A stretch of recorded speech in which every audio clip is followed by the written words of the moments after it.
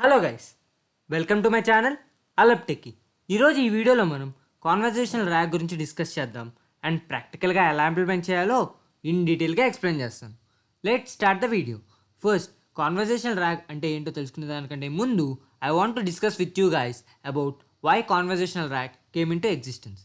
అసలు conversational RAG ఎందుకు వచ్చింది అంటే, సింపుల్ ర్యాగ్ అప్లికేషన్ ఉంది కదా, దాన్ని ఏ క్వైరీ అడిగినా మన డేటాని తీసుకొని మనకు కావాల్సిన ఆన్సర్ని జనరేట్ చేసి ఇస్తుంది కదా.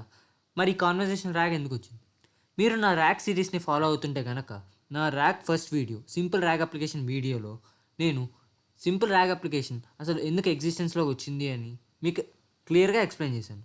దట్ సింపుల్ ర్యాగ్ అప్లికేషన్ అనేది ఎల్ఎల్ఎంకి ఉన్న 2 మేజర్ డ్రాబ్యాక్స్ని సాల్వ్ చేయడానికే ఎగ్జిస్టెన్స్లోకి వచ్చింది.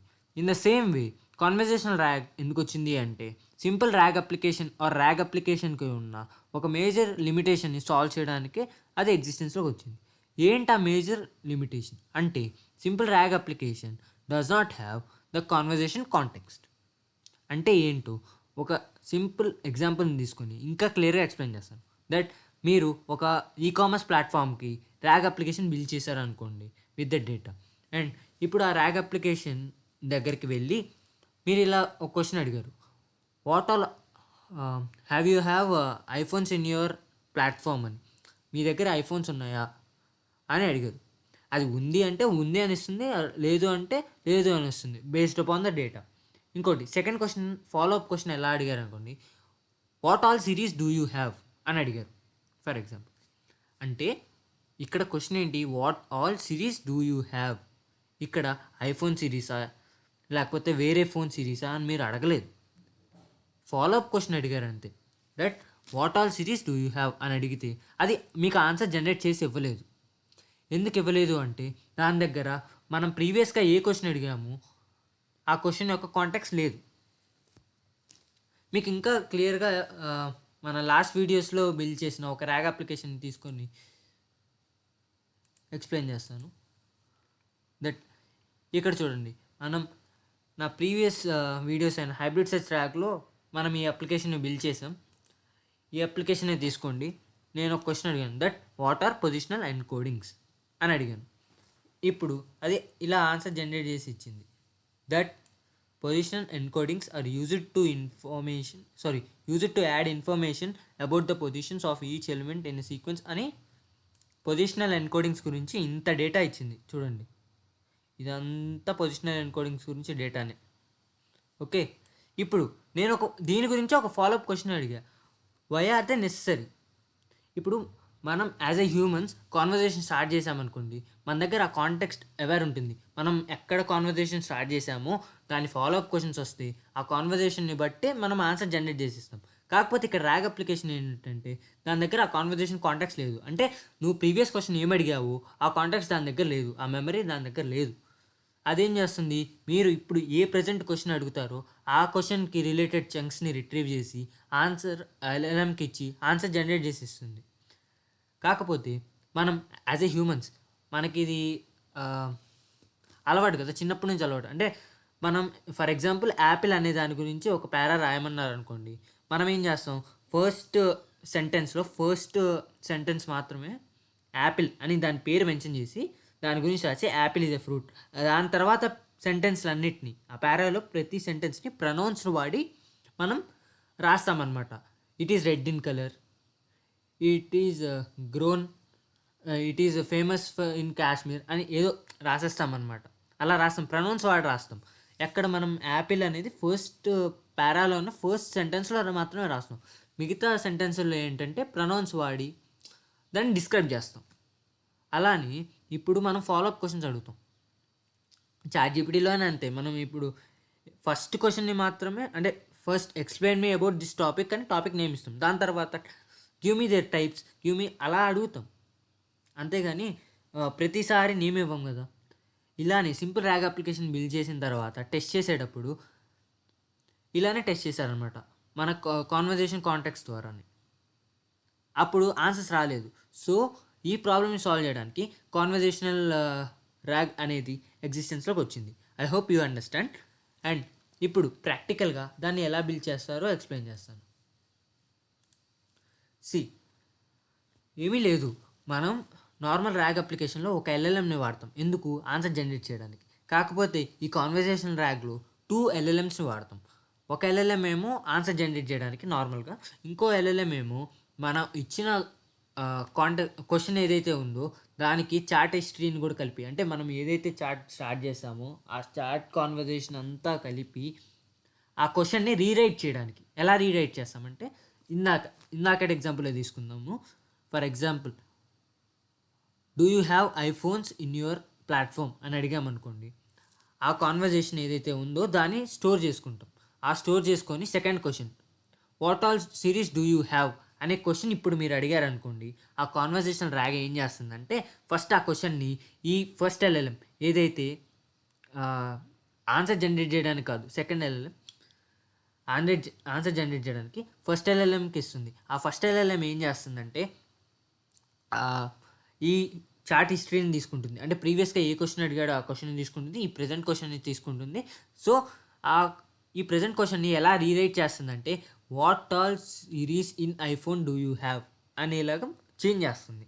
ఇప్పుడు ఆ చేంజ్ చేసిన క్వశ్చన్ని నార్మల్ వెక్టర్ డేటాబేస్కి ఇచ్చి అక్కడ నుంచి టాప్ కే చంక్స్ని రిట్రీవ్ చేసుకొని ఆ డేటా అంతనే ఎల్ఎల్ఎంకి ఇచ్చి ఆ ఎల్ఎల్ఎం ద్వారా ఉన్న డేటాని ఆన్సర్ జనరేట్ చేసి ఇస్తుంది.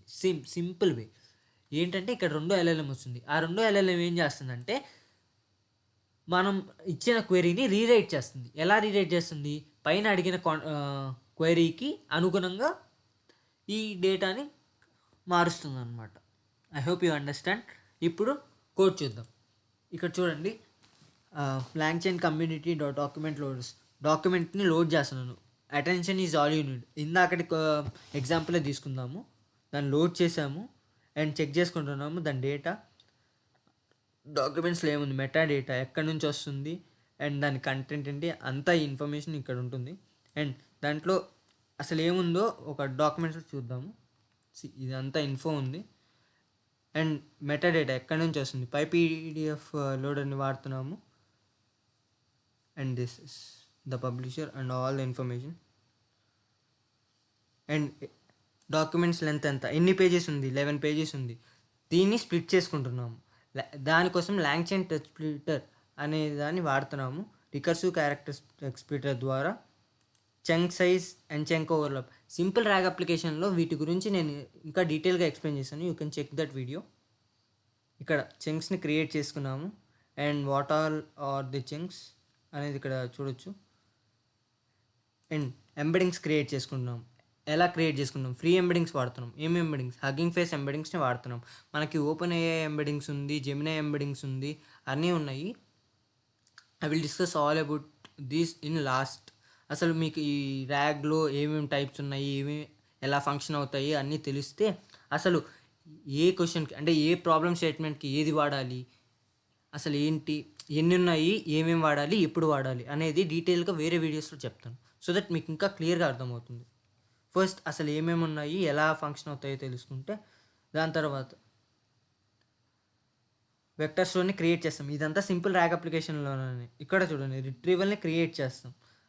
ఆ రిట్రీవ్ చేసుకున్న డాక్యుమెంట్స్. ఇప్పుడు నేను అదే క్వశ్చన్ అడిగా, వాట్ ఆర్ పొజిషనల్ ఎన్కోడింగ్స్ అంటే ఇక్కడ టాప్ ఈ చంక్స్ వచ్చినాయి. These are the chunks. Okay. LLM calling. ఇక్కడ నేను చాట్ జీపీటీ గ్రాక్ ఎల్ఎల్ఎంని వాడుతున్నాను. Grok is ట్విట్టర్ది. అండ్ ఇక్కడ ఈ మోడల్ని వాడుతున్నాను. ఓకే. దాని తర్వాత దీనికి ప్రాంప్ట్, సింపుల్ ప్రాంప్ట్ని వాడాను.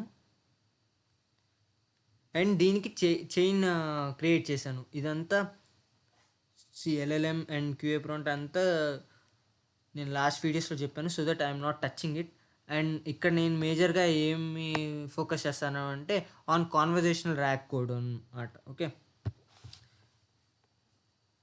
From LangChain core dot prompts chat bot template message place holder. ఇక్కడ నుంచి చూడండి, కాంటెక్చువలైజ్ క్యూ ప్రాంప్ట్. ఇక్కడ నేను మళ్ళీ ఇంకొక చాట్ బాట్ టెంప్లెట్ని క్రియేట్ చేసుకున్నాను. ఎందుకంటే నేను చెప్పాను కదా, ఇది మన ఒక్క నిమిషం ఫస్ట్ ఎల్ఎల్ఎంది. ఓకే. ఇది మన ఫస్ట్ ఎల్ఎల్ఎం. ఇప్పుడు యూజర్ క్వెరీ ఇవ్వంగానే ఆ క్వెరీ అనేది ఈ ఫస్ట్ ఎల్ఎల్ఎంకి వెళ్తుంది. ఓకే. ఫస్ట్ ఎల్ఎల్ఎంకి వెళ్ళి ఆ ఫస్ట్ ఎల్ఎల్ఎం ఏమేం చేస్తుందో చూడండి. ఆ system given a chart history and the latest user questions. మీకు చార్ట్ హిస్టరీ ఇచ్చాము అంటే ప్రీవియస్గా ఏవైతే కాన్వర్జేషన్ జరిగినాయో ఆ హిస్టరీ మీకు అంతా ఇచ్చాము. అండ్ లేటెస్ట్ యూజర్ క్వశ్చన్, ఇప్పుడు యూజర్ ఏదైతే క్వశ్చన్ ఇచ్చాడో ఆ క్వశ్చన్ ఇచ్చాము. Which might reference context in the context history, అంటే ఆ క్వశ్చన్ అనేది పైన కాంటెక్స్ట్కి రిలవెన్స్గా ఉంటుంది.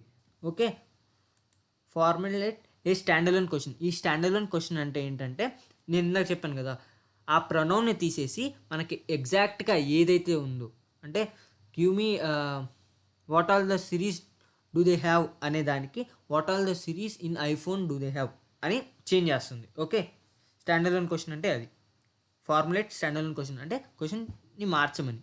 ఓకే, మెసేజ్ ప్లేస్ హోల్డర్ అంటే ఆ చాట్ హిస్టరీని అండ్ ఇన్పుట్ ఏదైతే క్వశ్చన్ యూజర్ అడుగుతాడో ప్రజెంట్ క్వశ్చన్ అది పాస్ చేస్తున్నాం అనమాట. ఈ ప్రాంప్ట్ ఇది అనమాట. ఓకే, దాని తర్వాత హిస్టరీ అవేర్ రిట్రీవర్. దాని తర్వాత సేమ్ ఎల్ఎల్ఎంకి రిట్రీవర్కి కాంటెక్స్ట్ క్యూ ప్రాంప్ట్, ఈ ప్రాంప్ట్ ఇస్తాం LLM retriever context, so that answer generate చేయడానికి ఈజీగా ఉంటుంది. ఇక్కడ రిట్రీవల్ చేస్తాము. అక్కడ ఏమి ఇస్తాము, ఈ హిస్టరీ అవేర్ రిట్రీవల్ అంటే పాస్ట్ హిస్టరీని బట్టి మనకి ఏదైతే క్వశ్చన్ ఫార్ములేట్ అయిందో దాన్ని అండ్ డాక్యుమెంట్ చేయండి అంటే ఇక్కడ పైన రిట్రీవ్ అయింది కదా ఎల్ఎల్ఎం నుంచి క్యూఏ ప్రాంప్ట్ చూడండి. ఇక్కడ మనం నార్మల్గా అడిగి ఇది సెకండ్ ఎల్ఎల్ఎం అనమాట. ఈ సెకండ్ ఎల్ఎల్ఎంకి పాస్ అవుతుంది. సో ఈ మొత్తాన్ని కంబైన్ చేస్తున్నాం ఇక్కడ.